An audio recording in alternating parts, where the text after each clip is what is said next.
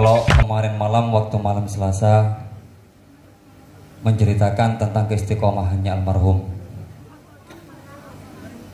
mungkin ini bisa menjadi motivasi dan dukungan kepada santriwan dan santriwati.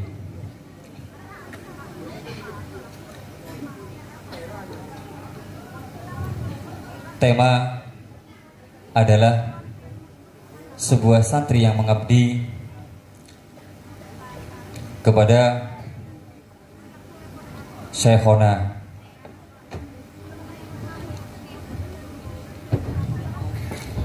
Di pada tahun 2006 ada seorang santri datang ke pondok pesantren Mambaul Ulum. Santri tersebut tujuannya mengabdi dan menimba ilmu di Ponpes Mambaul Ulum. Di waktu itu santri tersebut mempunyai cita-cita yang tinggi. Cita-cita dia ingin belajar membaca kitab kuning atau kitab yang tidak ada harkatnya.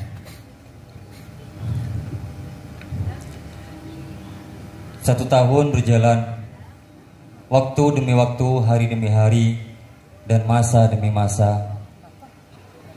Santri itu di pondok ini, di waktu itu santri dari Syekhona adalah jumlahnya putra masih 7 orang. Karena pada waktu itu Syekhona baru pindah dari PP Al-Muhajir ke PP Mambaul Ulum yang ada di desa Gugut ini. Santri mengabdi kepada kiai. Setiap harinya santri itu bingung karena santri-santri yang lain sudah mempunyai tugas dari Syekhona. Santri itu hanya apa? Hanya mengaji, kadang 10 hari, kadang 12 hari, kadang 1 minggu, itu sudah hatam Al-Quran. Karena dia tidak mempunyai kegiatan. Yang lain mempunyai kegiatan. Ada yang ditugaskan untuk menjaga koperasi, ada yang ditugaskan untuk belanja. Semuanya ada tugasnya. Setelah itu santri tersebut tidak lama kemudian, setelah 1 tahun kemudian, santri itu dilipatkan amanah oleh Syekhona, yaitu bukan hanya 1 amanah, tapi beberapa amanah yang telah diberikan oleh beliau kepada santrinya itu. Santri tersebut mendapatkan amanah yaitu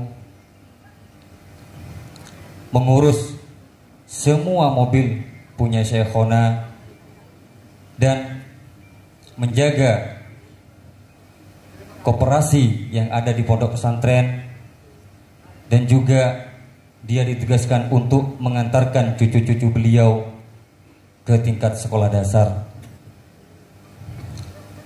Santri tersebut lama waktu demi waktu sudah berjalan. Karena santri ini punya keinginan belajar membaca kitab kuning, dan dia dipunyai amanah oleh sang Syekhona, sehingga dia jarang mengikuti pengajian kitab. Karena dia mempunyai cita-cita yang tinggi, akhirnya suatu hari dia pulang menemui orang tuanya. Santri tersebut bilang kepada orang tua, "Ayah, Umi, saya ingin belajar baca kitab. Kalau saya di pondok di PPMU, saya gak akan bisa membaca kitab kuning. Karena apa? Karena saya sudah diberikan amanah oleh guru. Beberapa amanah diberikan, bukan cuma 1 amanah. Tapi bagaimana orang tua itu menjawab kepada santri tersebut yang telah mengabdi di pondok itu? Bagaimana kata orang tua tersebut? Wahai anakku, jangan kau bisa membaca Al-Quran Jangankan engkau bisa membaca kitab kuning, saya tidak ridho, saya tidak ikhlas kalau kamu itu berpaling dari PPMU. Sudahlah, tetap di Pondok Pesantren Mambaul Ulum, mengabdi di sana, menimba ilmu di sana. Sedikit banyak yang kamu peroleh, mudah-mudahan kamu itu mendapatkan oleh barokah, menjadikan ilmu yang sedikit barokah yang bermanfaat. Itu cuma pesan kedua orang tuanya. Akhirnya seorang santri itu pulang, kembali lagi ke pondok. Setelah di pondok, seorang santri itu tetap melaksanakan tugasnya. Dan santri itu walaupun dimarahi, dia tidak pernah sakit hati.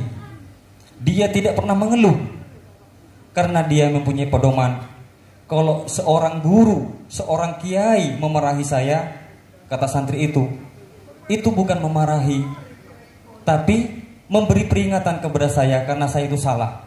Walaupun santri itu sudah benar. Karena apa? Karena dia ingin mempunyai ilmu yang bermanfaat dan ilmu yang barokah. Masa berlalu, waktu berlalu. Setelah dia mondok selama 4 tahun, akhirnya santri itu meminang seorang perempuan. Meminang seorang perempuan. Setelah pertunangan, santri itu tetap kembali di pondok. Dan waktu itu Syekhona itu pernah bilang kepada seseorang, seandainya saya punya santri seperti ini semua, betapa bahagianya saya. Itu beliau dulu. Cuman demi waktu, demi hari, masa demi masa, seorang santri itu setelah bertunangan, karena dia tidak pernah pulang, puasa di pondok, setelah sholat id dia pulang silaturahmi kepada orang tua, kembali lagi ke pondok. Tapi setelah dia bertunangan, dia pulang setelah hari raya Idul Fitri, dia pulang ke rumahnya sampai dia kembali pada tanggal 8 hari raya. Itu hanya kesalahan santri itu. Santri tersebut, Syekhona tersebut tidak mau. Amanah-amanah yang diberikan kepada santri tersebut sama beliau itu diambil. Tidak diberi kepercayaan lagi gara-gara dia salah bertunangan, pulang hari raya Idul Fitri, dan dia kembali tanggal 8 hari raya Idul Fitri. Hanya kesalahan sedikit. Tapi seorang santri itu mengeluh. Bukan mengeluh kepada siapa? Mengeluh kepada dirinya. Betapa dosanya saya, kata sang santri. Betapa dosanya saya, sehingga saya telah menyakiti guru saya, guru yang telah mengajari saya akhlakul karimah, guru yang telah memberi motivasi kepada saya, sehingga saya bisa diberi kepercayaan oleh guru saya. Setiap malam dia memohon kepada Allah, berdoa kepada Allah, semoga Syekhona bisa memaafkan seorang santri tersebut. Sampai-sampai dapat 1 tahun kemudian, di bulan April tahun 2011, santri itu menikah. Di waktu pernikahan itu beliau tidak ingin mengakatnya. Beliau pasrahkan dirinya untuk mengakad, memasrahkan kepada putranya, kepada menantunya. Dari bencinya beliau terhadap santri tersebut, dari sakit hatinya beliau kepada santri tersebut, sampai-sampai santri itu akad nikah saja itu tidak mau mengakadnya. Dan juga waktu bersalaman sama seorang kiai itu, seorang Syekhona, Syekhona itu menolaknya. Mau dicium tidak ditolak. Dicium salaman gini langsung ditolak gini.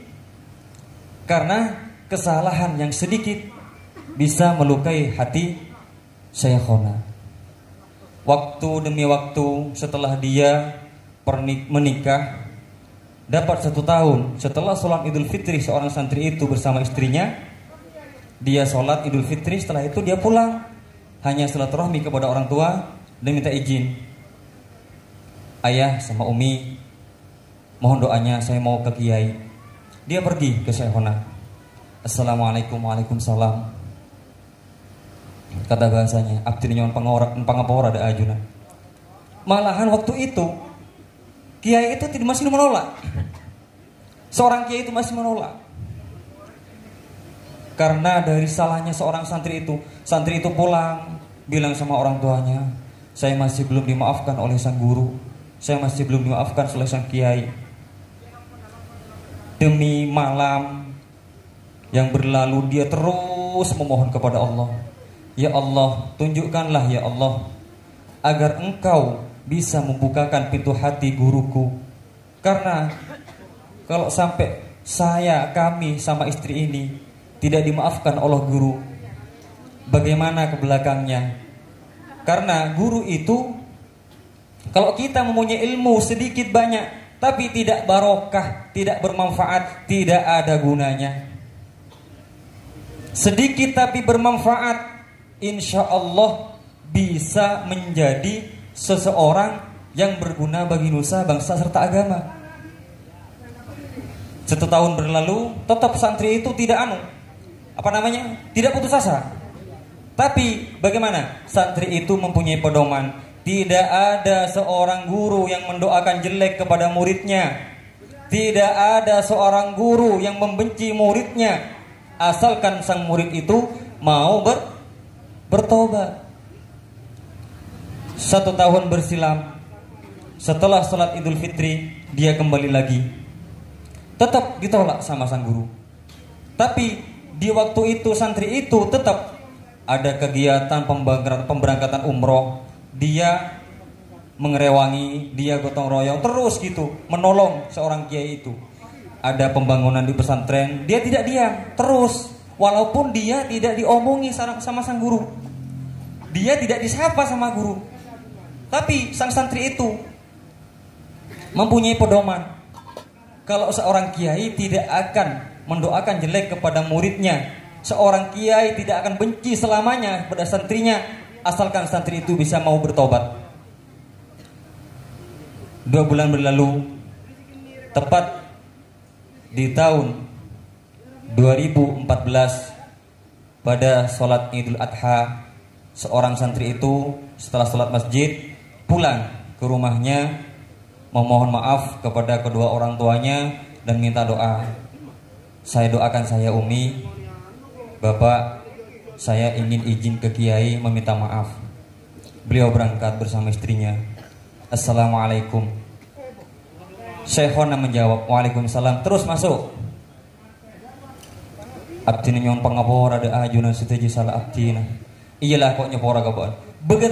Betapa bahagianya seorang santri itu. Bahagia santri itu sampai pulang menangis kepada orang tuanya. Kenapa kok kamu nangis? Alhamdulillah, guru saya sudah maafkan saya. Jadi intinya kita itu mondok hanya ingin barokah dari seorang kiai dan ingin ilmu yang bermanfaat. Bagaimana caranya kita mendapatkan ilmu yang bermanfaat dan barokah? Apabila seorang guru memarahi kita, kita itu tidak boleh merasa sedih, kita itu tidak boleh merasa dendam.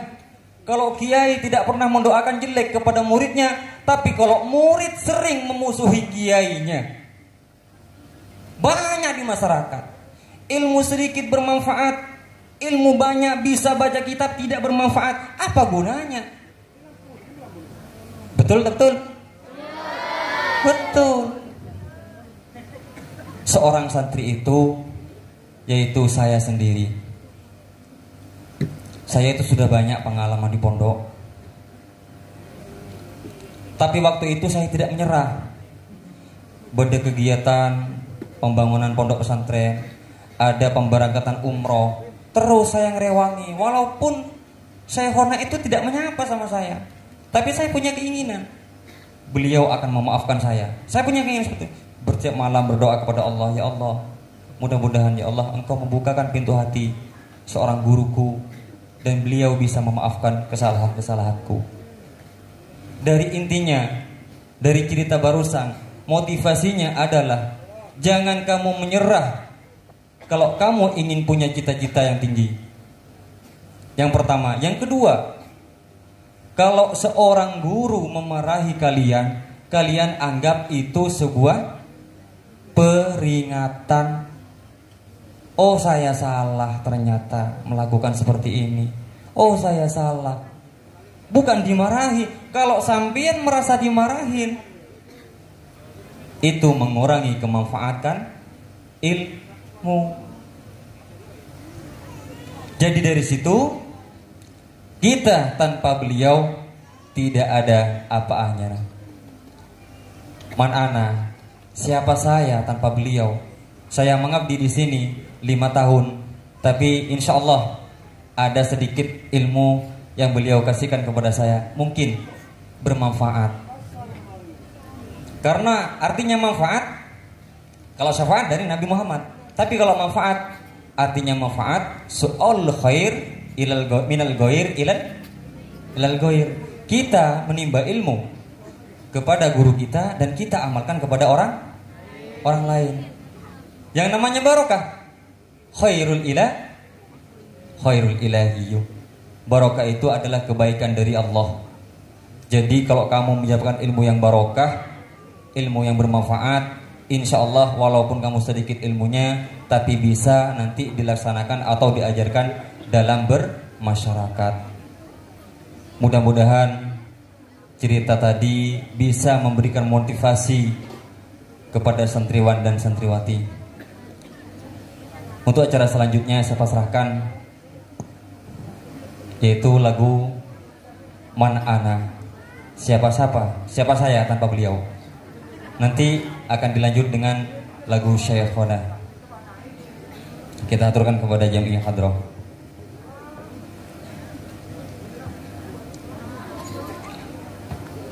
Man ana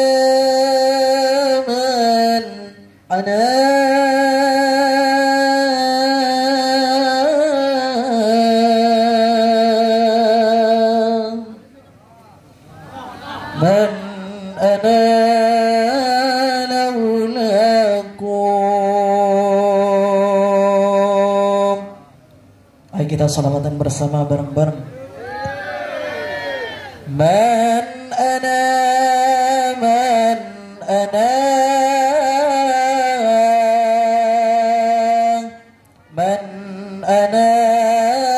laulakum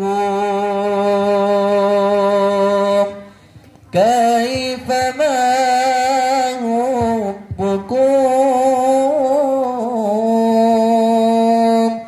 kaifa ma aghwakum man ana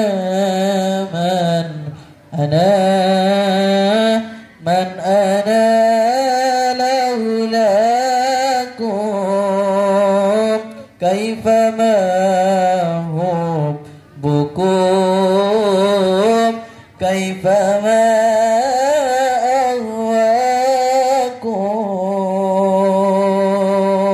Allahumma salli ala Muhammad. Man ana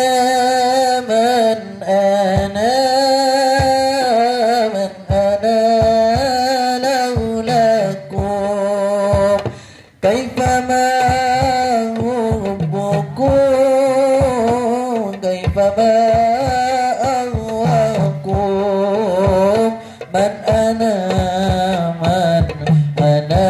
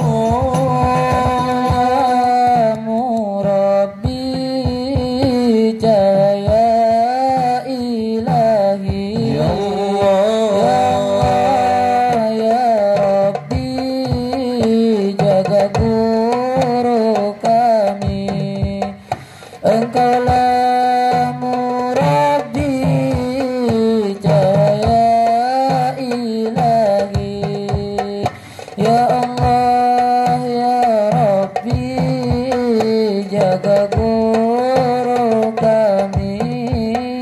Man ana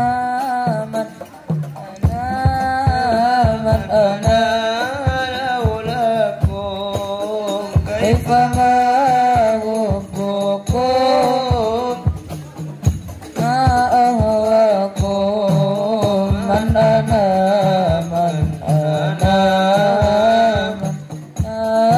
laulakum kaifa ma hubbukum kaifa ma ahwakum. Ya Rabbana ya Karim, ya Rabbana ya Rahim, ya Rabbana ya Karim, ya Rabbana ya Rahim. Antal Jawadul Halim wa anta ni'mal mu'in. Antal Jawadul Halim wa anta ni'mal mu'in.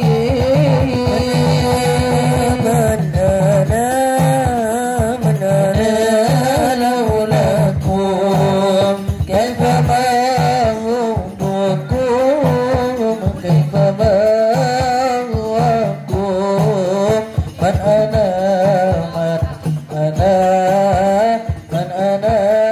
laulakum kaifa ma hubbukum kaifa ma. Ya Allah ya Rabbi, ilahi. Ya Allah ya Rabbi, jaga guru kami. Kami dapat dosa yang harapkan cinta, wasilah yang mulia darimu Syekhana. Man ana laulakum kaifa ma hubbukum kaifa ma ahwakum. Man ana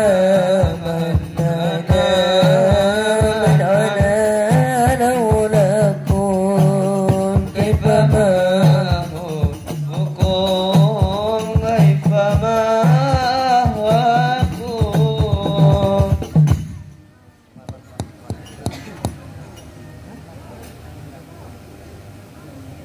Kiai melasa aba tati santre etina kada asroh tak kuat kerong ngabekto lembek se apolong.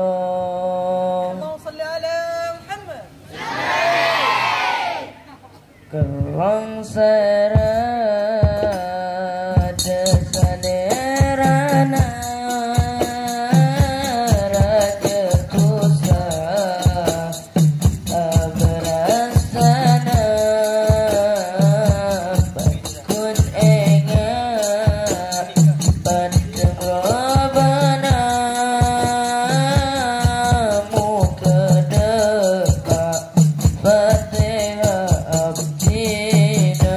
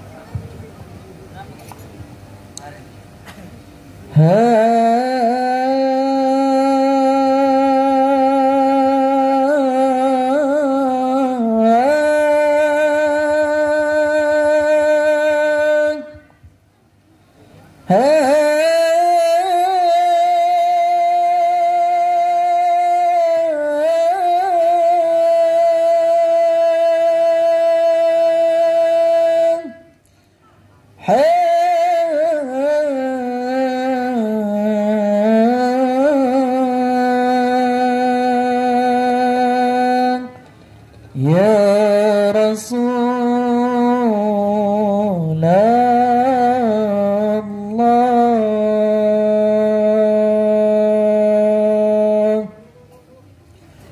Ya Sayyidan alamana, ala al-izzati wal-ibad, narahu najwan syati'an,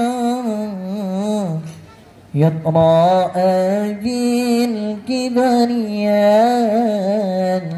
yatra'a bil kibriyan.